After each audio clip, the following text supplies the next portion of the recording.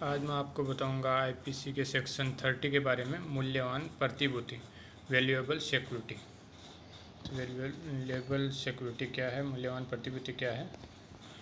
मूल्यवान प्रतिभूति शब्द का उस दस्तावेज का द्योतक है जो ऐसी दस्तावेज है या होनी तात्पर्य है जिसके द्वारा कोई विधिक अधिकार सर्जित, विस्तृत, अंतरित, निर्बंधित, निर्वापित किया जाए, छोड़ा जाए, या जिसके द्वारा कोई व्यक्ति यह अभिस्वीकार करता है कि वह विधिक दायित्व के अधीन है या अमुक विधिक अधिकार नहीं रखता है। इसमें 3 पॉइंट हैं। सबसे पहला तो है कि यह शब्द उस दस्तावेज का द्योतक है। ये कोई दस्तावेज है, पहली बात कि ये दस्तावेज है, दस्तावेज का द्योतक है जो ऐसा दस्तावेज है या होना तात्पर्य है जिसके द्वारा कोई विधिक अधिकार सर्जित होता है, यानी कि यह विधिक अधिकार होगा, इसे सर्जित होगा यानी कोई विधिक अधिकार बनेगा, या फिर विस्तृत होगा, कोई विधिक अधिकार पहले से है उसका विस्तार किया जा सकता है, या अंतरित। अंतरित का मतलब है कि विधिक अधिकार जैसे मेरे को है तो मैं मेरा विधिक अधिकार किसी दूसरे को अंतरित कर सकता हूँ तो सेम अधिकार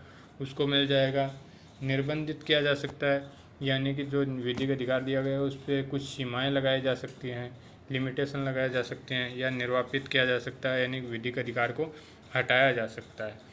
तो ये विधिक अधिकार इस प्रकार से हो। या फिर तीसरा पॉइंट है कि जिसके द्वारा कोई व्यक्ति यह अभिस्वीकार करता है कि वह विधिक दायित्व के अधीन है, यानी कोई व्यक्ति यह अभिस्वीकार करता है कि वह विधिक दायित्व के अधीन है, या फिर वो बोलता है कि उसे अमुक विधिक अधिकार नहीं है या वो अमुक विधिक अधिकार नहीं रखता है, तो वो भी मूल्यवान प्रतिभूति के अंतर्गत आता है। अब इसका दृष्टांत दिया गया है। कै एक विनिमय पत्र की पीठ पर अपना नाम लिख देता है। इस पृष्ठांकन का प्रभाव किसी व्यक्ति को जो इसका विधिपूर्ण धारक हो जाए उस विनिमय पत्र पर का अधिकार अंतरित किया जाना है, इसलिए यह पृष्ठांकन मूल्यवान प्रतिभूति है। यानी कोई विनिमय पत्र है, विनिमय पत्र पे कै का विनिमय पत्र है वो, उसके ऊपर वो पीछे अपना नाम लिख देता है और वो जिस व्यक्ति को विधिक रूप से दे देता है तो उस बंदे को वो विनिमय पत्र के अधिकार आ जाते हैं। विनिमय पत्र है जैसे किसी को हम विनिमय पत्र देंगे और उसके बदले में जो जिस चीज़ का विनिमय होना है, तो अगर वो बंदा किसी दूसरे को दे देता है अपना नाम लिख के तो विधिपूर्ण धारक हो जाता है वो, और उस विधिपूर्ण धारक के पास में वो पूरे विनिमय पत्र के अधिकार आ जाते हैं जो कि कै के पास थे। तो ये एक मूल्यवान प्रतिभूति है।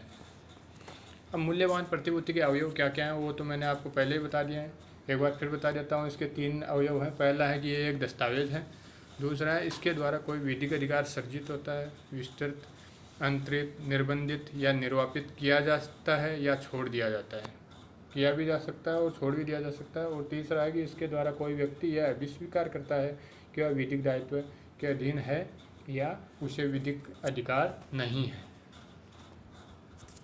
शब्द मूल्यवान प्रतिभूति केवल मौलिक दस्तावेजों के लिए प्रस्तुत होता है, उनकी प्रतिलिपियों के लिए नहीं। यानी मूल्यवान प्रतिभूति है वो केवल मौलिक दस्तावेज जो हैं, जो मूल दस्तावेज हैं उन्हीं के लिए प्रयुक्त होता है, उनकी प्रतिलिपि यानी कि उनकी फ़ोटोकॉपीज़ के लिए नहीं होता है।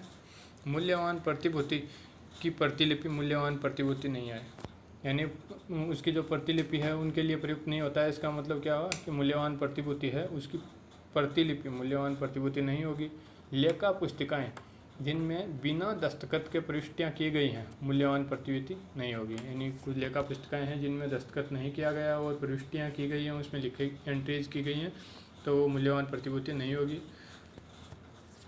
यह तथ्य कि दस्तावेज पर टिकट नहीं लगा है या उचित टिकट नहीं लगा है, फलस्वरूप उसे साक्ष्य के रूप में स्वीकार नहीं किया जा सकता है। दस्तावेज को मूल्यवान प्रतिभूति होने से नहीं रोका जा सकता। यदि कोई दस्तावेज है जिसके ऊपर टिकट नहीं लगा है या फिर वो उचित टिकट नहीं लगा हुआ है तो हो सकता है कि साक्ष्य के रूप में स्वीकार ना किया जा सके, लेकिन फिर भी वो मूल्यवान प्रतिभूति होगा। अब मूल्यवान प्रतिभूति के उदाहरण बता देता हूँ कि कुछ क्या क्या मूल्यवान प्रतिभूति हैं जो हमारे डेली लाइफ में हम जो देखते हैं सुनते हैं। तो पहला है कि एक लेखा का लिखित निपटारा जो न तो किसी व्यक्ति द्वारा हस्ताक्षरित है और न ही उसमें भुगतान का कोई शर्त सम्मिलित है, तो मूल्यवान प्रतिभूति होगी। दूसरा है तलाक का विक्रय विलेख। तीसरा भय के अंतर्गत किसी नाबालिग द्वारा निष्पादित एक प्रोमिशनरी नोट या वचन पत्र। चौथा है किराया पत्र। पांचवा बीमा पॉलिसी की किसी कल्पित नामिनी द्वारा हस्ताक्षरित उन्मुक्ति रसीद। ये भी मूल्यवान प्रतिभूति के उदाहरण हैं। और अब क्या क्या मूल्यवान प्रतिभूति नहीं है, तो किसी बीमाकृत पार्सल के लिए डाक रसीद, यानी कि कोई बीमाकृत पार्सल है उसके लिए डाक रसीद है, वो मूल्यवान प्रतिभूति नहीं है। न्यायालय द्वारा पारित डिक्री की प्रतिलिपि, यानी न्यायालय ने जो डिक्री दी है, पारित की है, वो तो मूल्यवान प्रतिभूति है, लेकिन उसकी प्रतिलिपि जो है वो मूल्यवान प्रतिभूति नहीं होगी। चेक द्वारा भुगतान किया गया कोई बिल। और चौथा, एक पट्टे की प्रतिलिपि, ये भी पट्टे की प्रतिलिपि है। किसी भी दस्तावेज की प्रतिलिपि जो होती है वो मूल्यवान प्रतिभूति नहीं होती है।